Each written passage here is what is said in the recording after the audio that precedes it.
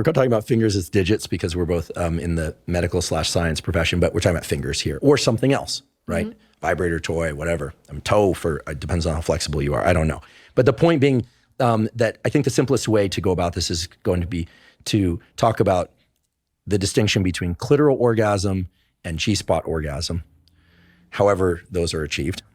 And to also talk about this idea of graded versus absolute. Okay, so this has actual parallels to neuroscience where we talk about communication between neurons being graded, meaning it's kind of, one level, then a higher level, then a lower level, or all or none, right? How shall I say this? It is clear in my life experience and observation that there are multiple kinds of female orgasm.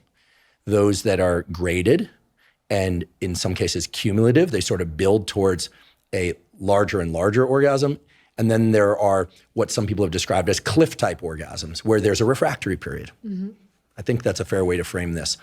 And clearly there are different responses to the orgasm response. Some people get sleepy, some people get energized, some people, it heightens their desire for more. Some people, they need a period of time in which they become hypersensitive to touch. Mm-hmm. So lots of different things going on there, psychologically, physiologically. Tell us all of it. So in terms of orgasm, right, I think it's important to distinguish that there is orgasm and then there's different areas that you stimulate to achieve orgasm. So some people will stimulate, the clitoris is probably the most reliable form of stimulation that will achieve orgasm. And when you look at the data, and again, female sexual dysfunction data is not super robust, but what we find is that about 85% of women require clitoral stimulation in order to climax. So very few actually climax through just vaginal penetration alone.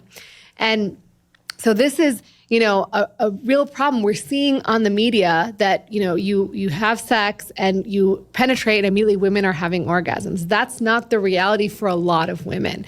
And in terms of stimulation, so like we've talked about throughout this podcast, the clitoris is the homologue of the penis, or the penis is the homologue of the clitoris, however you want to say it. Good on you for getting it both directions. Yeah. I probably would have screwed that one up. Yeah. So clitoral stimulation is just like penile stimulation for women. That is very reliable. And there's a huge orgasm gap